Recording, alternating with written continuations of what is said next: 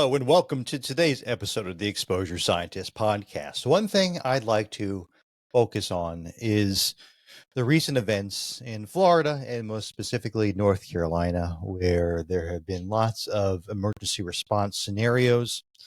There have been natural disasters from hurricanes Milton and Helene.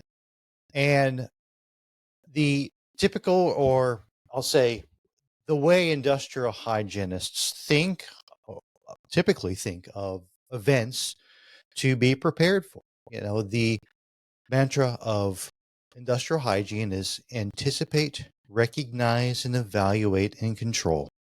And I think one of the things that is important is the anticipation aspect of that. It's almost, and I was in Boy Scouts, but it's almost akin to being a Boy Scout, always prepared.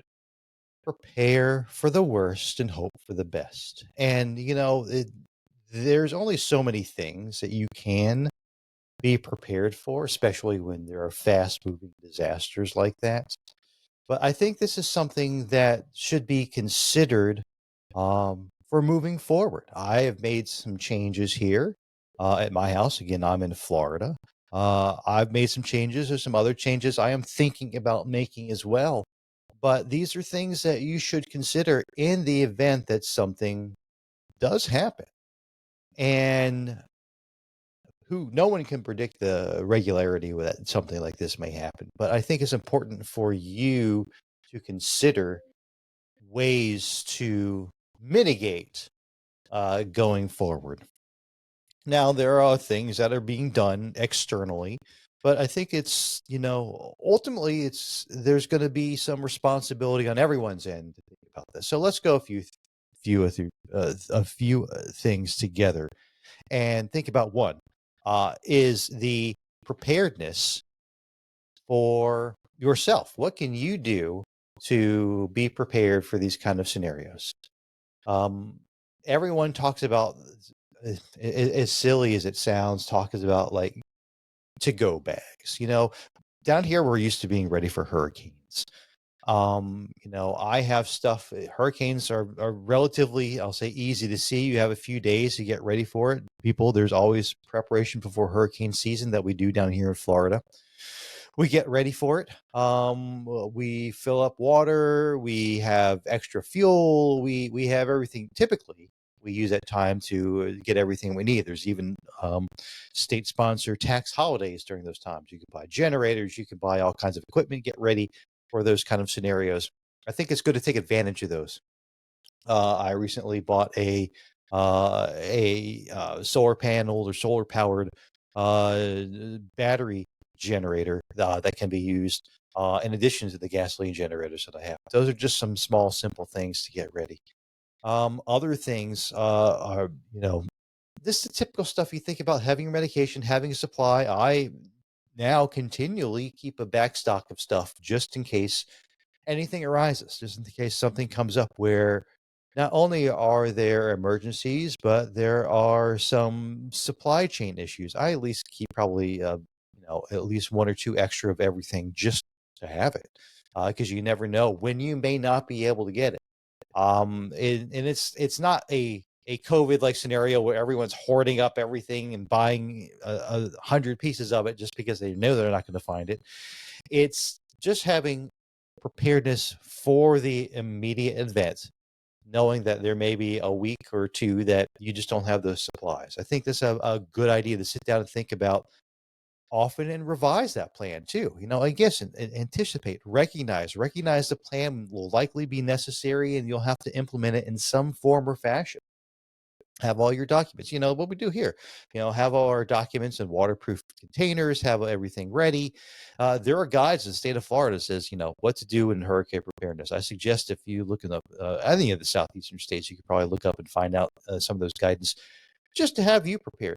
I don't think everyone was really prepared for what happened in North Carolina. There is really no way to anticipate it, but there are other things that you can do.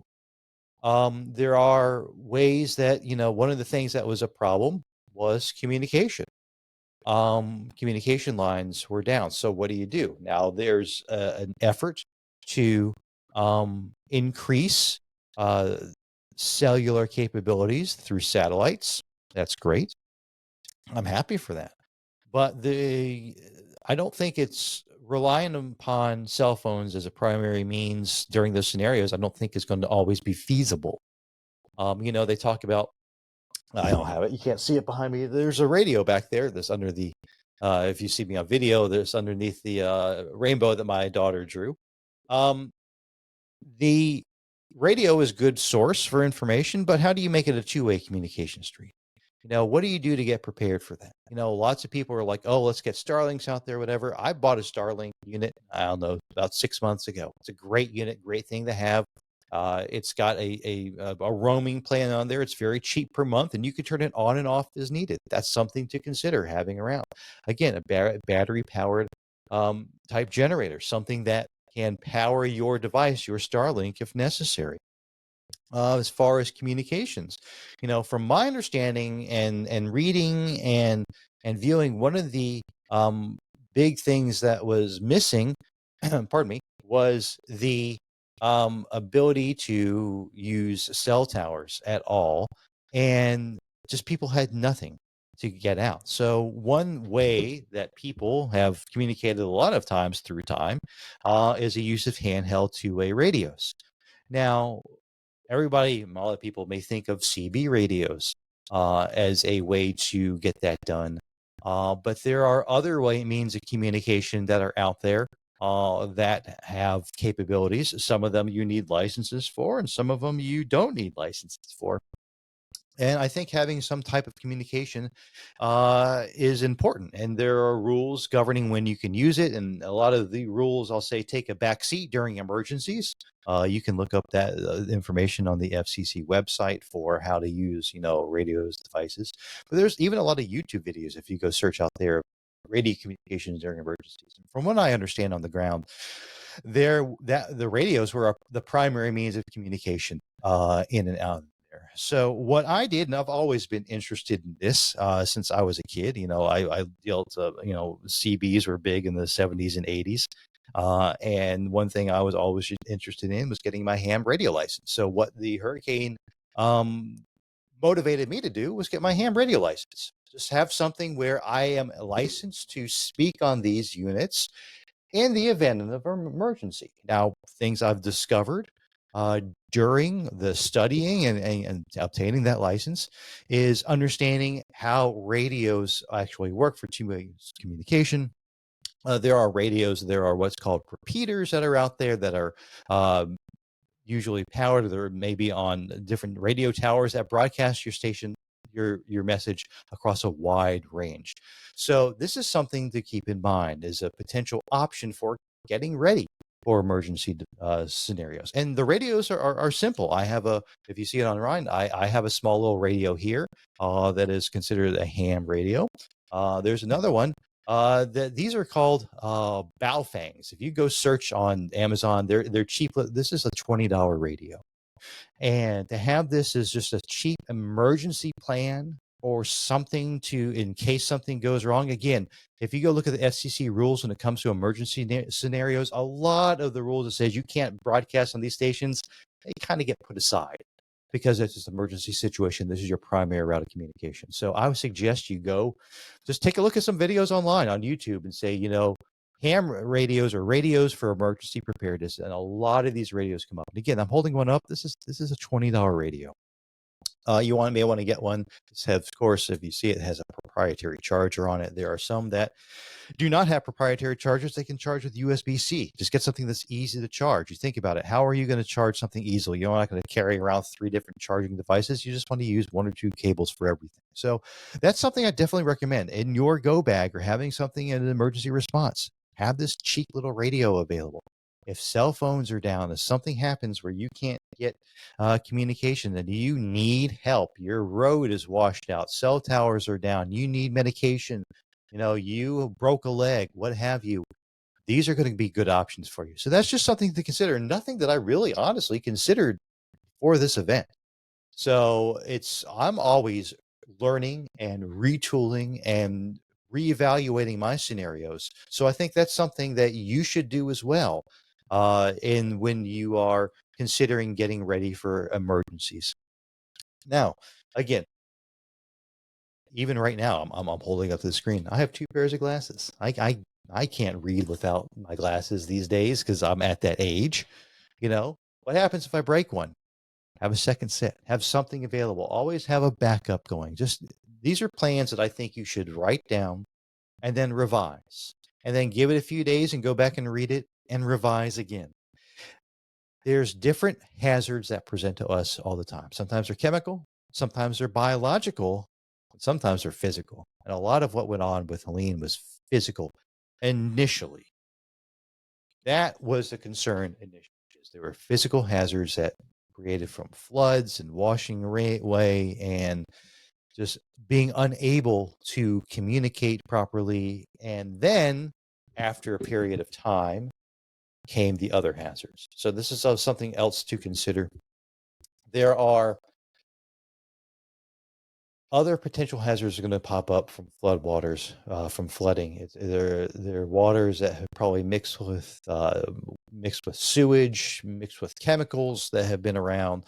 They may have there may have been changes if there were any legacy contaminations or chemicals for any, and I don't know the particulars of that area, if there are any brownfields or if there are Superfund sites or anything that was up there where there were chemical plumes in the ground and the water changed the dynamics such that though it moved some of those materials. I've seen some news stories on EPA evaluating some of those water samples and identifying detections of materials that they probably shouldn't be finding there based on the watershed that happened during these events. So I was talking earlier on emergency preparedness, and this is something to consider. If you're going in, let's just say a facility, and it's a facility that was flood ravaged, what are the hazards you're going to be facing in there? You're going to be facing biological hazards from anything that's going to be growing in there. You're going to be facing biological hazards from any sewage that may have been backed up through the facility and is still in there in some form or fashion, and some form of materials that are in there. What about chemical hazards? Are there any chemicals that were released into any waters? Is there any standing water in there? Does the water have any particular sheen to it? Does it look funny? That's something to all to consider in the aftermath. In when you're thinking about, is this facility somewhere I should go in and be assessing? Is this facility something that's going to be rebuilt? There are lots of different unique hazards that present during these events. I've even mentioned that I'll just say the um, biological hazard as far as uh, biologics. A lot of times down here, there are lots of wild animals down here. Water will bring snakes in the facility. Water will bring alligators into it. I remember a few years ago reading a story. One place that my family liked to go annually is Sanibel, down in Florida. Sanibel got wrecked by a hurricane 2 years ago. The news reports are reporting that when they went into the post office down there, there's an 8-foot alligator in there. So things that you don't anticipate being in a facility because of the unnatural wake of the hazard, you have to consider as well. So these are all some things I'd like you at least to put thought in, to think about. Have things prepared, have things ready, have a preparedness plan, have a safety plan. I mean, for example, we've I've it's nothing much, but I have a small camper that I tow with my truck. If the event happened where I needed to either um evacuate an area or have somewhere to stay that was outside of the home, if the home is damaged, I at least have a secondary backup area. Always have a plan. Always think of, what am I going to do now? What am I going to do when it happens? What am I going to do afterwards? What are the primary things I'm going to worry about? Safety in life. What are the secondary things? Surviving. What are the things later on? Ensuring that none of the hazards that I'm worried about are presenting and presenting risk to me or my family members. So these are things that I think about for my family. I think it's something that wise for you to think about for your family, or for your business. That's something that we can, we've helped businesses with as well. So that's just something to consider. What are you going to do for your business or for your employees? Again, think about a plan. There are guides out there. Again, I mentioned states have hurricane preparedness guides. Use that as your template. Sit down, write something out, walk away for a day or two, come back to it, revise it, walk away, revise it again, and do what you can. Now, everything has a budget. Again, as I mentioned, this little radio is $20 on Amazon. They're probably going to be even cheaper during Black Friday, maybe $15. Have something simple and easy to get ready for it. So that's just something to think about, consider for any potential future events, natural disasters or otherwise. Have a plan, revise a plan. Now, that being said, one thing that we're going to do with this holiday season in 2024, it's going to be available on the website, is we're going to have a link to a few charities for disasters in Florida and North Carolina that we're going to be donating to. There are going to be links on there that at least kind of discuss the charities. We've already made some donations. We're going to be making more donations, and we may even be discussing matching your donations. So they're going to be easily available on our site. We're going to vet them so they're going to a good cause. So you can go to our site. You can, if you want to make a donations, the links will be there directly to these people. It's a time of year where, even the kids don't probably have a lot. So that's something to consider. We're going to be discussing, Christmas gifts for the kids as well. What's interesting is, and I was talking to somebody who lives in North Carolina, is, the worry was, okay, well, they don't have any food or water or anything, and it's warm outside. And suddenly it turned winter.